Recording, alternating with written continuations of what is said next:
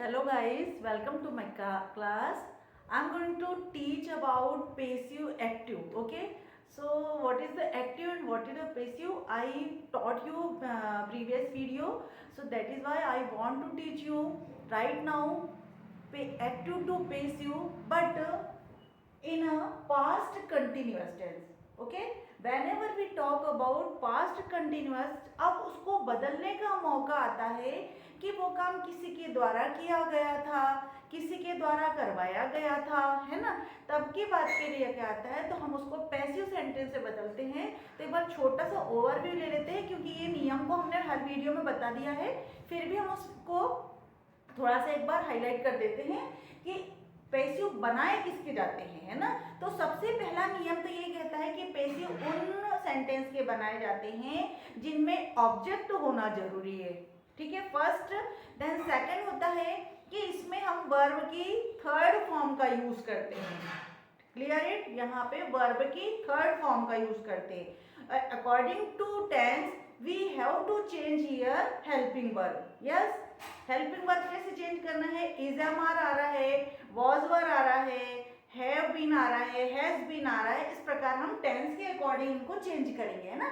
अभी जब हम सेंटेंस पढ़ेंगे तो उसको इजी ले लेंगे, ठीक है। तीसरी चीज हम देखते हैं कि हाँ हमेशा क्या होते हैं, ऑब्जेक्टिव प्रोनाउन का यूज करते हैं बाय के बाद में, है ना। ऑब्जेक्टिव प्रोनाउन का जो सब्जेक्ट में जो लेके आ रहे थे उनका यूज हम ऑब्जेक्टिव प्रोनाउन में यूज करते हैं, ठीक है। जैसे आई का यू का यू, ही का हिम, शी का हर, दे का देम, डी का अस, रिया का रिया, ठीक है ना। यहाँ पे क्लियर हुआ। अब आगे आपको ये भी देखना पड़ेगा कि जो पैसिव सेंटेंस होते हैं उनमें हम हमेशा हमेशा हमेशा वर्ब की थर्ड फॉर्म का ही यूज करते हैं। तो मुझे लगता है गाइस आपको ये यहाँ तक का समझ में आ गया होगा। तो let's start our new sentences.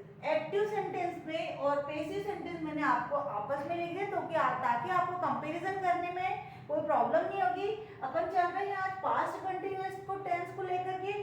So here is I have mentioned subject was verb plus verb ing then after object। Okay, ये तो हमने टेंस में पढ़ चुके हैं ना, we have learned these all things, okay।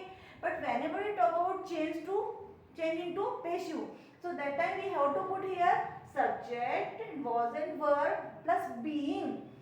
यहाँ पे देखो, ध्यान रखो, यहाँ पे was और were लगाया था और verb की ing फॉर्म लगाई थी, बट यहाँ पे was verb plus being, क्योंकि कोई काम किया जा रहा होगा ना उसके द्वारा, ऑब्जेक्ट के द्वारा, ठीक है ना। और फिर वर्ब की थर्ड फॉर्म जो हम यूजुअली यूज करते हैं, और बाय लगा के आप अदर जैसे ऑब्जेक्टिव प्रोनाउन लगा सकते हैं, जो भी आपका प्रोनाउन है या आपका जो ऑब्जेक्ट आता है वो भर सकते हैं ना, ठीक है। एक बार इसको एग्जांपल के देखेंगे तो धीरे धीरे और अच्छे से क्लियर हो जाएगा, ठीक है। बहुत ध्यान से अब सब्जेक्ट को फिर से एक बार, आई नो गाइस आपको टेंस का बहुत अच्छे नॉलेज है, फिर भी एक बार उसको देखने से क्या होता है, आपको कंपेरिजन अच्छा हो जाता है, ठीक है। चलिए, I was singing a song, मैं एक गाना गा रही थी, पास्ट में गा रही थी लेकिन कंटिन्यूअस थी, तो I was singing a song. मुझे लगता है गाइस अब इस प्रकार से आप कंपैरिजन करते हो तो आपको पिछली चीजें भी जल्दी जल्दी याद आ जाती है ना। अब ये होना चाहिए कि पैसिव में हम ये कह सकते हैं कि ये जो एक सॉन्ग है, ऑब्जेक्टिव पार्ट है इसका, ये जो सॉन्ग है वो मेरे द्वारा गाया जा रहा था। किसके द्वारा गाया जा रहा था, मेरे द्वारा गाया जा रहा था। तो इसको हम कैसे करेंगे, ये हमारे पास ऑब्जेक्टिव पार्ट में आया है, तो इस ऑब्जेक्टिव पार्ट को हम पहले ले लेंगे, सब्जेक्ट बना लेंगे। अ सॉन्ग वाज बीइंग सम, देखो was ऐसे चीज आया। अब चूंकि although here is song is only one singular, एक ही गाना गाया है, तो a song was singular helping verb was being sung by me, एक गाना गाया जा रहा था मेरे द्वारा, ठीक है ना। नेक्स्ट देखेंगे, यू वर वाटरिंग प्लांट्स, तुम पानी डाल रहे थे पौधों में, है ना, पौधों को सींचा जा रहा था या पौधों में पानी डाल रहे थे, लेकिन किस में डाल रहे थे, प्लांट्स में। तो प्लांट्स यहाँ पे क्या हो गया, ऑब्जेक्ट हो गया, मतलब इसका असर किस पे पड़ रहा है, इस पे पड़ रहा है, तो प्लांट्स का हमारा ऑब्जेक्ट हो गया। अब यहाँ प्लांट्स कैसी कंडीशन में है, प्लूरल फॉर्म में है, तो प्लूरल फॉर्म के लिए हम वॉज लाएंगे क्या, नहीं लाएंगे, यहाँ पे हम वर लाएंगे। प्लांट्स वर बीइंग, बीइंग जैसे रहेगा, लेकिन वॉज के अपन ने वर ले आया, क्योंकि हमने क्या किया यहाँ पे, प्लांट्स क्या है, प्लूरल फॉर्म में है।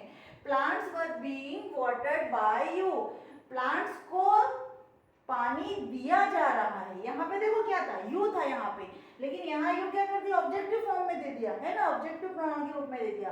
अब song plants were being watered by you, plant में पानी डाला जा रहा था आपके द्वारा, है ना, बीइंग, ठीक है ना। नेक्स्ट चलेंगे अपन। अब ही क्या है यहाँ पे, गाइस सिंगुलर है, तो सिंगुलर के लिए ही वॉज प्लेइंग क्रिकेट, वह क्रिकेट खेल रहा था, ओनली वन पर्सन खेल रहा था, यहाँ पे भी वॉज आया, लेकिन क्रिकेट भी क्या है, एक गेम है ना, और किसका असर किस पे, प्ले का असर किस पे है, क्रिकेट पे आ गया।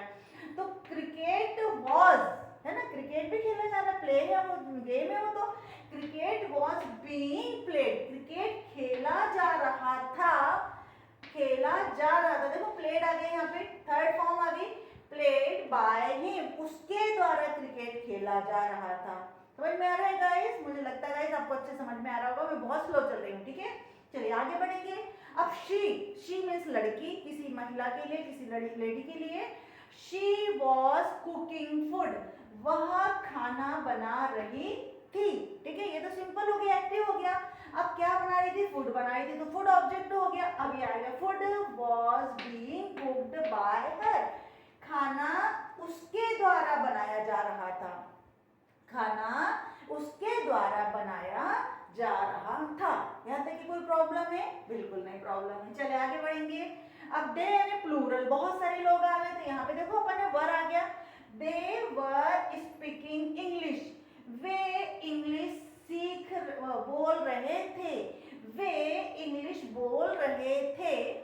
इंग्लिश, अब क्या हो गया, ये इंग्लिश है, इंग्लिश को फिर ऑब्जेक्ट में ले लिया, English was being spoken by them, उनके द्वारा इंग्लिश बोली जा रही थी, स्पोकन वहां पे वर्ब की थर्ड फॉर्म आ गया। चलिए आगे बढ़ेंगे, वी ले लेते हैं, हर सब्जेक्ट के साथ अपनी प्रैक्टिस करेंगे गाइस, तो आपको बहुत जल्दी इंग्लिश इंप्रूव हो जाएगी।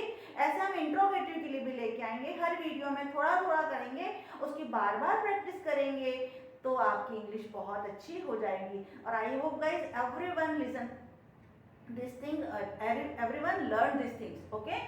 देखते हैं, वी वर ड्रिंकिंग मिल्क, हम दूध पी रहे थे, हम दूध पी रहे थे, तो यहाँ पे मिल्क क्या हो गया, ऑब्जेक्ट हो गया, ऑब्जेक्ट को हम सामने लेके आ जाएंगे, और ड्रिंकिंग का क्या हो जाएगा, ड्रंक हो जाएगा, है ना। Milk was being drunk, being, milk पिया जा रहा था, बाय अस, हमारे द्वारा पिया जा रहा था। Riya was taking pizza, actually no ये पिज्जा, पिज्जा ट का थोड़ा सा प्रोनाउंसिएशन करते हैं, पिज्जा, पिज्जा, ठीक है। तो Riya was taking pizza, Riya pizza ले रही थी, फिर पिज्जा वॉज बीइंग, वही पिज्जा यहाँ पे आ गया, ठीक है, pizza was being taken by Riya, Riya के द्वारा लिया जा रहा था।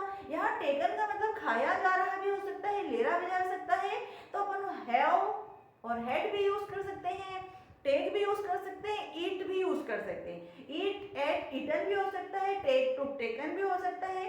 तो खाने की जब बात आएगी तो हम इस प्रकार की चीजें यूज कर सकते हैं। तो गाइस मुझे उम्मीद है कि आपको ये चीज बहुत जल्दी समझ में आ गई होगी, और इसी प्रकार से हम बार बार हर सब्जेक्ट के साथ प्रैक्टिस करेंगे। प्रैक्टिस का मतलब ये नहीं होता है कि ओनली एक बार लिखो और रिटर्न कर लियो और नोट बना करके देख लिया, बट आपको लिखना पड़ेगा, बहुत ज़्यादा लिखना पड़ेगा और बहुत ज़्यादा प्रैक्टिस करना पड़ेगा, अपने अराउंड आपको देखना पड़ेगा और ज़्यादा से ज़्यादा सेंटेंस बनाने की कोशिश करना चाहिए।